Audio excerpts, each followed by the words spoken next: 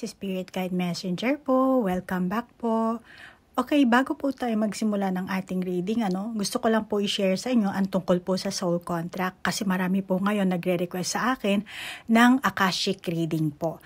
Okay? So, ang pamamaraan ko kasi sa Akashic reading, through meditation po yan. Ako po ang magme-meditate. Then, humihingi lang po ako sa inyo ng permission at saka yung date of birth nyo, pati na rin yung picture nyo, hinihingi ko. So, explain ko lang po sa inyo ang tungkol po dito sa ating soul contract. Actually, ang soul contract, isa yung spiritual na kasunduan natin sa ibang soul din. Kontrata yan bago tayo ipinanganak dito or bago tayo pumasok sa katawan ng ating ina. Para sumailalim tayo sa isang particular na karanasan sa isa't isa. Okay? Sa bawat tao. Para sa ating soul growth yan, Kaya isipin mo na lang na meron tayong terms and condition during ng incarnation natin dito sa lupa, At kung saan magkakaroon tayo ng maraming karanasan. Okay? So, masasabi ko ang mga soul contract kasi actually marami yan at ang soul contract kasi matatagpuan mo yan sa Akashic record mo at pwede kang mag-access dyan para malaman mo kung ano yung mga kontrata mo sa past, present at sa future. At meron tayong mga soul contract na hindi pwedeng mabuwag. Katulad na lang birth date, pangalan mo, yung parents mo. Hindi mo pwedeng buwagin yan. Kasi nag-agree na rin yung mga magulang mo na sila ang magiging magulang mo. At meron tayong mga group souls, family na nakatandong tumulong din sa atin para ma-heal tayo during ng ating life journey dito sa lupa. Ganon din sa past life na dala-dala yan ng soul mo. So, kailangan din ma-heal yan. Meron tayong mga kontrata, mga unfinished business sa ating past life, na dala natin yan na kailangan ma-heal natin this lifetime. So, meron ding fix na ganyang kontrata mo. At isa sa soul contract din natin, meron tayong free will na sinasabi. So, ibig sabihin, may kakayahan kang baguhin ang buhay mo dito sa lupa. So, merong fix, meron din pwede mong baguhin. Okay? Pwede kang maging mayaman, mahirap, or negatibong tao, masamang tao, or positibong tao. So, meron kang mga free will dyan, ikaw ang pipili, kumbaga, during ng iyong journey. At ikaw rin ang pumili kung kailan mo gustong mamatay, kung kailan mo, kung paano ka mamamatay. Nakatakda din yan sa kontrata mo. At sa pag-incarnate natin dito sa lupa, may kontrata din tayo sa mga guardian angels. May mga tao na marami silang guardian angels. Meron namang iilan lang, meron naman mga spirit guide, mga spirit animal. May mga ganyan tayong gabay.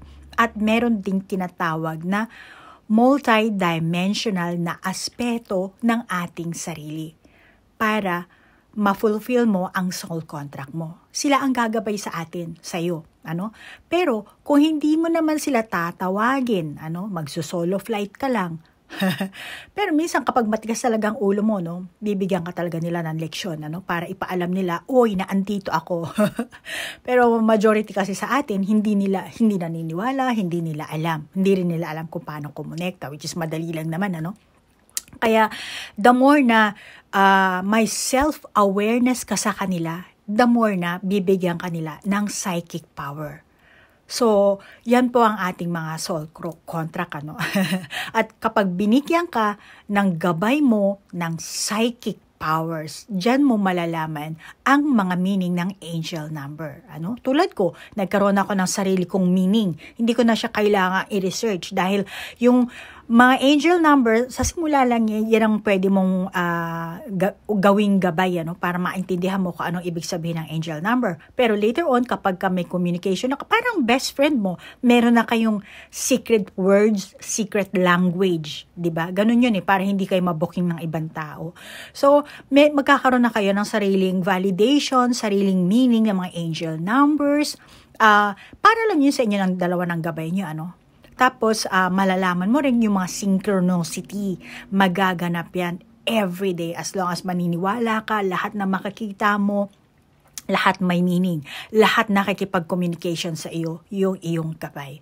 Okay? Plus, maaari mo rin sirain yung ilang mong soul contract na meron ka. No? Lalo na yung hindi nagsilbi sa'yo na maganda. Tulad ng parents mo. Kung yung parents mo, pinahihirapan ka nila. No? Kahit na sabihin mong fix na yung parents mo, pero hindi maganda ang turing nila sa'yo.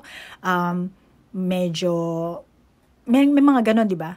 Minsan yung parents mo mismo ang abusado, dinadown ka. So, pwede mong putulin yung contract na yan. Pwede mong punitin yan. At nandyan din yung sinasabi na soul karmic, karmic na utang. Karmic debt ang tawag dyan. So, galing pa yan sa iyong past life na pwede mo din linisin yan, sa way na patawarin mo ang sarili mo, yung kung sino man yung taong yun, kung alam mo, then pwede mong palayain ang sarili mo sa karmic cycles na yan. Andyan na rin yung, pwede mo rin linisin ang ancestral agreement. Yan. At kailangan mo ma-identify yung pattern. At identifyin mo rin yung paniniwala mo, yung paniniwala ng mga ninuno mo, yung mga lalo na kung sinasabi mo, kami may lahi, kami mangkukulam. Gano'n. Kaya parang ako, kailangan ko rin mangkulam. Pwede bang putulin yan? Kung yan ba kung merong sumpa sa inyo ng pamilya nyo, sa mga ninuno nyo pa, pwede nyo rin putulin yan. Pwede nyong linisin yan, So, yung mga ganyang soul contract, meron tayo niyan. At lahat yan nakatago sa ating Akashic record. Okay? So, hanggang dito na lang po ang aking ma-share tungkol po sa soul contract. Pero marami naman po yan sa internet. Pwede nyo pong i-research at pwede rin po kayong gumawa ng pamamaraan kung paano nyo ma-cleanse.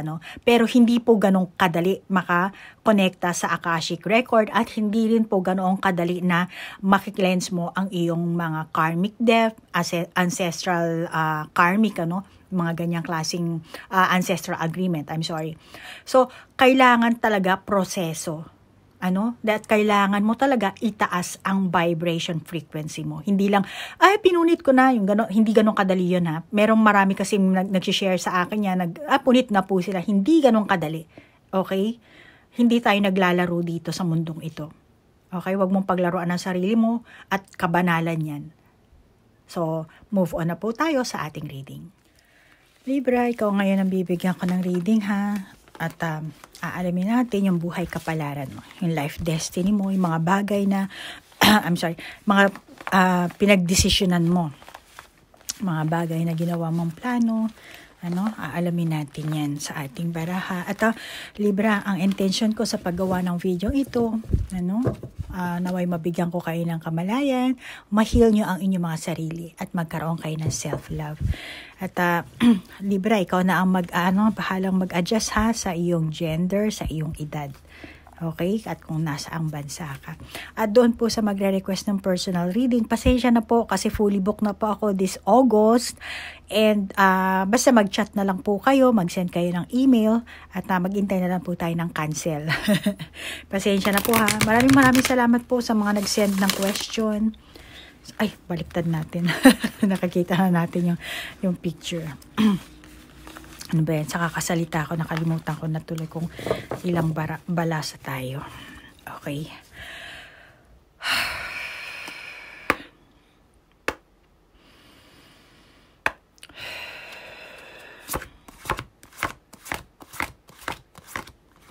May na natin siya open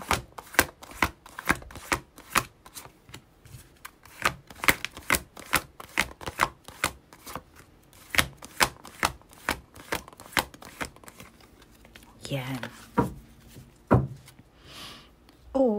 So, muntik na ma-slide. Okay. Tadang! The medium tools box. Tadang! Sitting in the power. Divine nudges. And symbols. Ang dami mong symbols dito Tingin ko sa'yo, Libra, dito mukha kang kalma. Hindi ko naman sinasabing tamad ka. Pero masasabi ko dito, tsaka marami kang, dito, actually, ito, marami kang tools dito oh. Sari-sari. Kaya, ang validation ko dito, may takot kang gumawa or may takot kang pumili, gumawa ng desisyon, mas inuuna mo siguro dito yung ibang tao. Ano? Kaya ko nasabing tamad. Kasi syempre, mas, kumbaga, yung katamaran naman, maraming klase yan, So, mas pipiliin mo. Kasi nga, takot kang gumawa ng desisyon. Or siguro, ayaw mo siguro palagi mag-iisip. Or may ganun kang And nakikita ko na yun, isang katamaran yun. Kaya ayaw mong mag-isip ng kung ano-ano, mas pinapaubaya mo na lang sa ibang tao. Or inuuna mo na lang yung ibang tao. Kung ano yung desisyon ng taong yun, sige, dyan na lang ako. Sa parte niya may katamaran nga, di ba?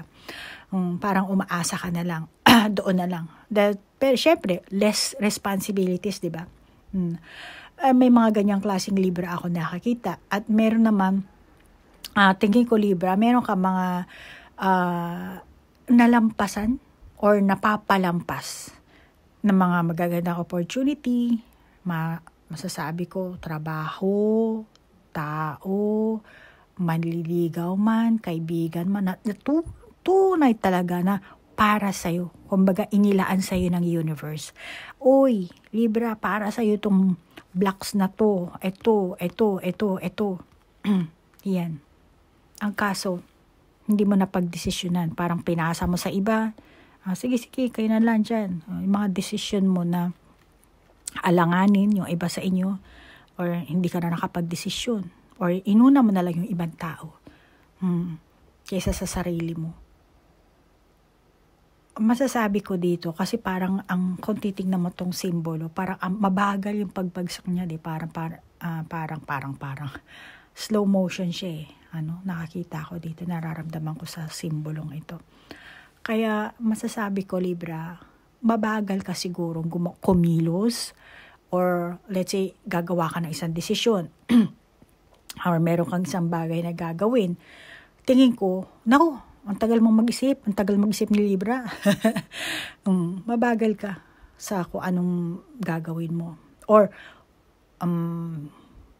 meron kang mga bagay na pwede mo naman gawin ngayon, pinapagpaliban mo yung iba sa inyo, Kaya, yung swerte na babagsak sa'yo, napapalayo, nawawala, napapalayo sa'yo.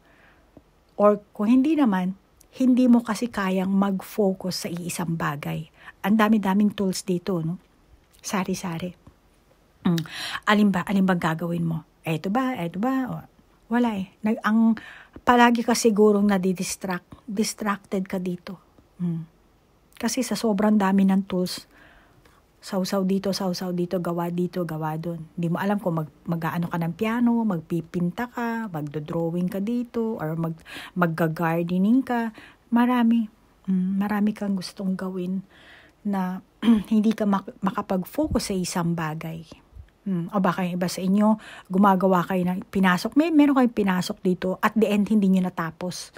Hanggang wala pa siguro sa 10% yung ginawa nyo, wala pa siguro sa 50%. Hindi nyo talaga natapos ng 100%.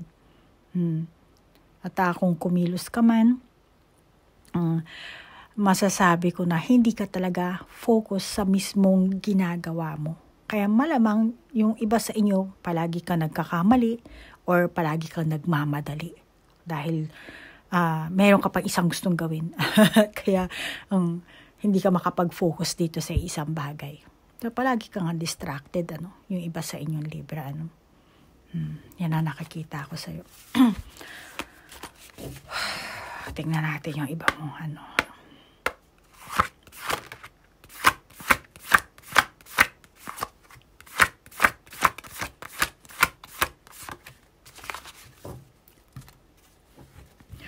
Kung titingnan natin pagdating sa iyong love life, ano ba yung mga bagay-bagay na napagdesisyonan mo?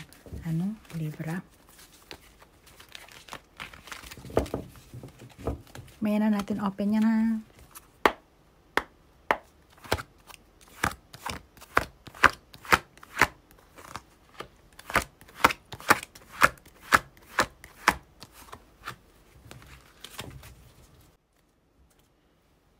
Jajang!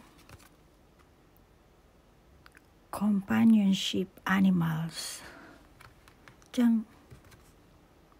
Connection, the biome. And then ito, upright natin. Jang. 7 of Autumn. Have patience and don't worry. Take time to rest and plan your next steps. A prudent investment of time or money. And then ito naman is Prince of Summer. Romantic, captivating, dramatic, flirtatious. Falling in love suddenly. Being swept off your feet. The need is stay grounded during a very emotional experience. Teka lang ha. Sandali lang po.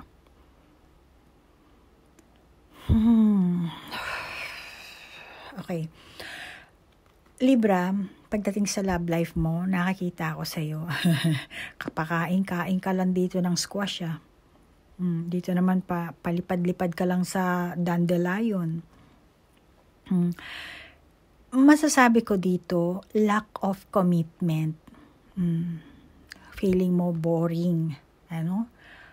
Madali ka sigurong magsawa. Yung iba, nagiging monotonous ang samahan nyo ng person mo. At tingin ko sa Libra, may kakulangan ka pagdating sa pangako, dedikasyon, pagdating sa mga bagay-bagay, Sa halip na tumuon ka sa masasabi kong pangmatagalang relasyon, samahan, pagsasama, tingin ko sa'yo, ganun din, pareho din ng first row na baraha. Madali kang magambala. Dahil marami kang maraming hayop kasi dito Maaring ginagambala ka nitong lovebird na to, itong kangaroo, itong fox, snake, itong raccoon. Maraming nag-aano sa'yo. Ito pala ang fox, sorry. So meaning, barkada,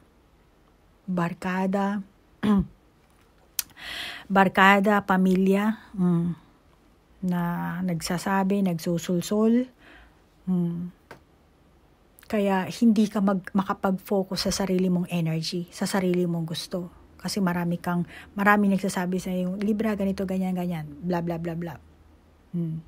At mukhang hindi ka nagiging klaro kung sino talaga ang priority mo, kung sino yung pakikinggan mo. Lalo na kung may karelasyon ka na, may asawa ka na, sino bang pakikinggan mo? Asawa mo ba? Magulang mo ba? Pamilya mo ba? Or sino yung nagmamando sa inyo? Nalilito ka na dito. Hindi ka nagiging klaro kung ano talaga kung anong uunahin mo, kung anong talaga ang gusto mo sa buhay nyo, sa samahan nyo, kung ano ba ang magiging priority mo sa buhay, Pero yung iba sa inyong Libra, masasabi ko na gusto mo ng success. Walang duda na gusto mo talaga ng success dito. Ang kaso nga lang, hindi ka naman nag-e-effort. Nakatambay ka lang dito sa ibabaw ng pumpkin Pakain-kain ka lang Nasaan ang effort mo dyan? It's either na, let's say kung sa trabaho, mapili ka siguro sa trabaho. Or kung sa love life naman, pihikan ka siguro. Ayaw mo ng ganito, ayaw mo ng ganun. Or hindi ka naman nakikipag-mingle. Hindi ka nakikipag-flirt. So, paano na yan? Paano ka magiging successful niyan? Okay, sa trabaho mo, feeling boring mo. May ginagawa mo lang yung trabaho mo dahil syempre, trabaho Nagtatrabaho ka kasi kailangan, may sweldo. Kung hindi, you're fired. Kaya ginagawa mo lang yan, pero wala dun yung kaluluwa mo eh. During ng trabaho mo, nag-explore yung utak mo, kung saan nakakarating yung utak mo. Nakarating ka na ng Paris, Amerika, nagdi-daydreaming ka. Naandyan ka sa kung ano man ang ginagawa mo. Let's say, nasa factory ka, nagbabalot ka ng mga candy, naandyan yung katawan mo. Nagbabalot ka ng candy, pero yung utak mo, wala. Nakarating ka na kung saan-saang bansa. So, ganun. Nakakita ako sa'yo. Yung daloy ng ano mo yan. At saka, hindi ka rin kasi nakakapag-desisyon ng gusto mo. Kaya boring ka. Hindi ko nararamdaman ng inspirasyon, na inspired ka sa mga ginagawa mo. Yung motivation mo. Hindi ko nakakita ang motivation mo dito.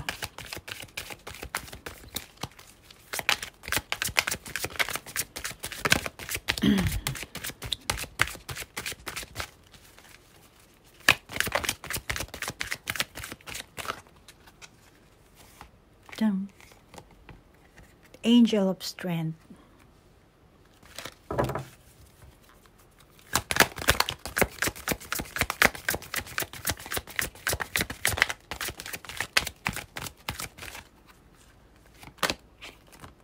Sixth chakra, Archangel Metatron. Archangel Metatron. Third eye mo to. Pero strength, diba?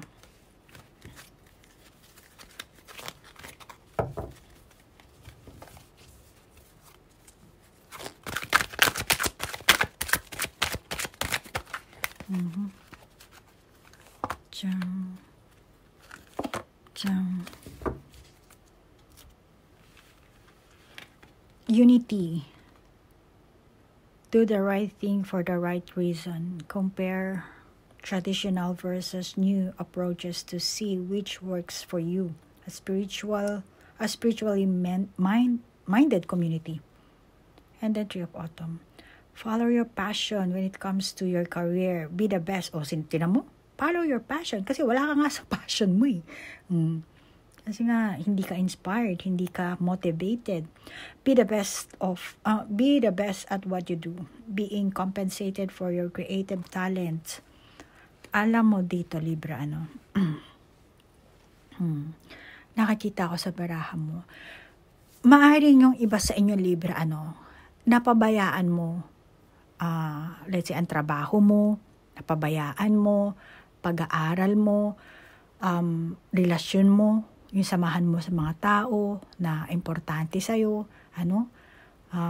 so, ibig sabihin, yung iyong pundasyon dito, para sa pagtatagumpayan mo, malamang na maaring masasabi kong delikado, alanganin, kulang ng lakas. Kasi, hindi ka na sigurado sa mga ginagawa mo. Kumbaga, nayayanig ka na dito eh. Wala na yung, wala eh. Kaya kailangan mo dito, magkaroon ka ng passion. Follow your passion, when it comes to your career. Kahit sinasabi dito career, pwede naman love life yan eh. Yung buhay mo, yung mismong buhay mo. Alam mo, Libra, tingin ko sa'yo, meron kang unrealistic ideals about success. At masasabi ko, maging makatotohanan ka, Libra. Tungkol sa kung ano man ang gusto mong makamit, kung ano man ang, kung ano man yun, gusto mong mapasakamay mo. At saka, kung handa kang magsakripisyo para lang makarating ka kung saan man yung destinasyon na, kasi nakasakay ka dito, saan ka ba papunta niyan? So, para lang makarating ka doon sa gusto mong marating, kung sa ibang bansa ba yan, sa abroad ba yan, Sinasabi sa'yo dito ng baraha, kailangan mong magsumikap eh. Follow your passion when it comes to your career. Be the best at what you do. Yan sinasabi sa'yo ng baraha. Ano?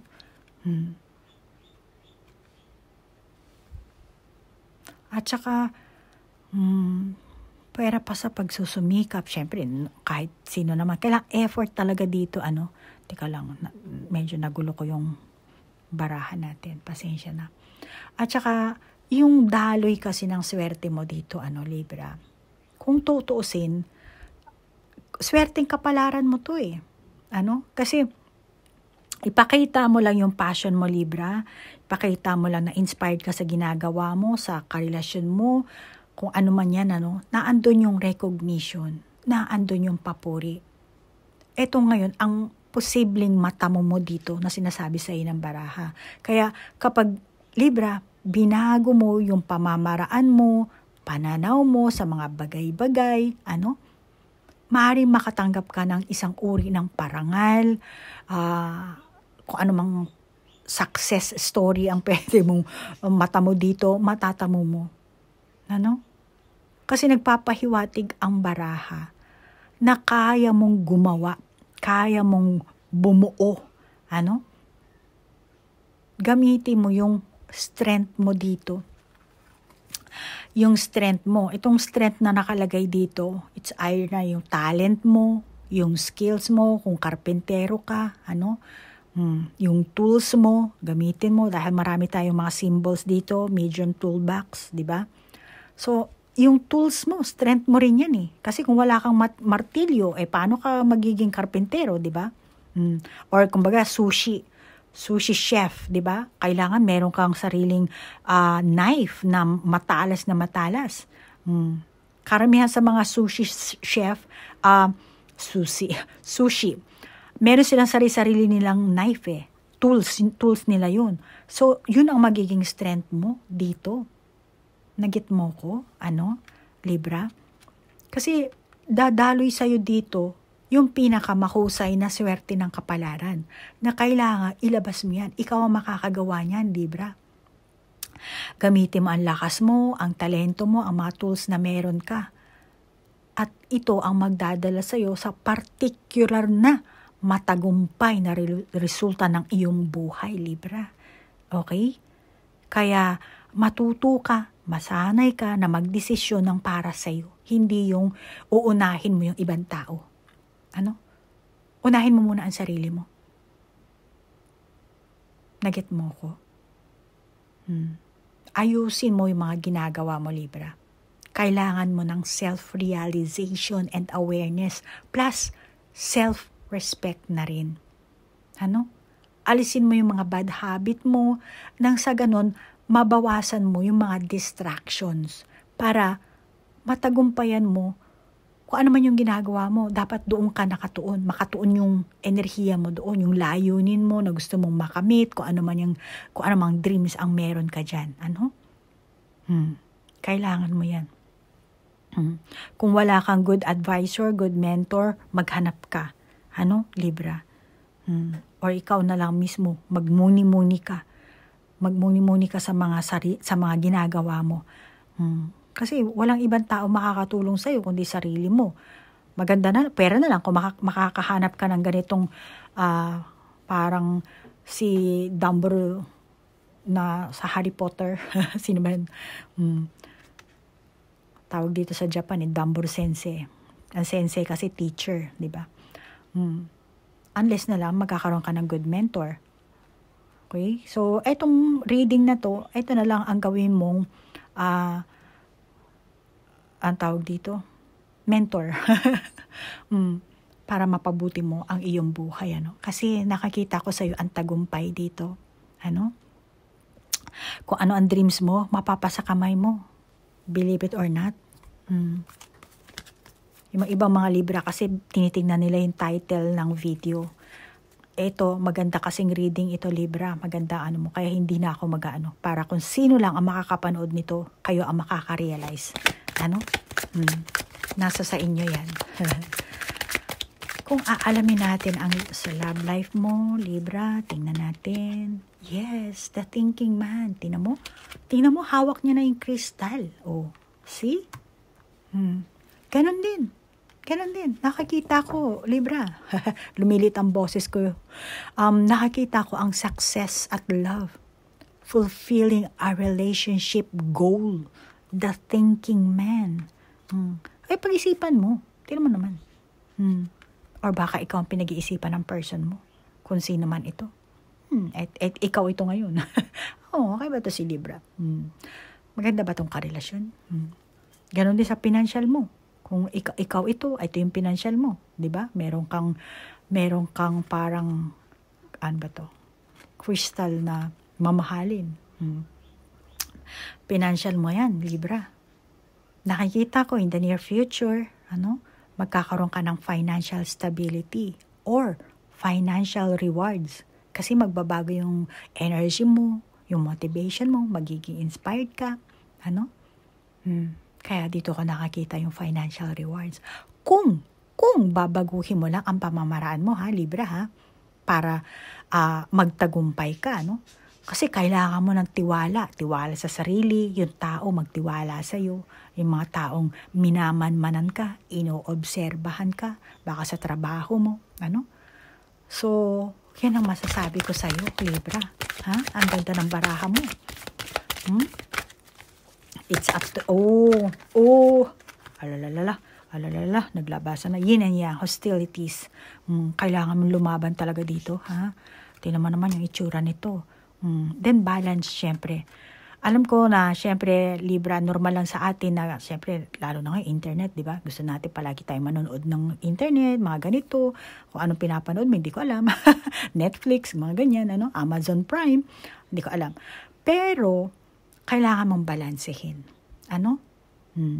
Syempre, magtatagumpay ka rin sa working life mo, love life mo, and then, pareho din sa private life mo.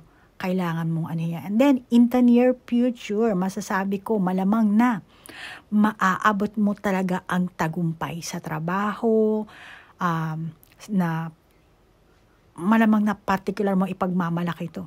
May mga gantimpalan darating sa Libra, tandaan mo yan. Or sa school, kung estudyante ka pa lang, hindi pa ako, bata pa ako, estudyante pa lang, meron kang matatanggap, baka medal, Sa trabaho naman, baka promotion. Bahala ka nang tingnan mo na lang dahil in the near future pa naman ito, Pero hindi mo matatamo yan kung hindi ka magbabago dito, Naintindihan mo ba yan, Libra? Pero tingin ko, yung iba sa inyo dito, yung iba mapopromote kayo sa school nyo, sa pinapasukan nyo, or sa karelasyon nyo. Yung ibang Libra, kung recently, malamang hindi kayo lahat makaka-resonate, paki-adjust na lang.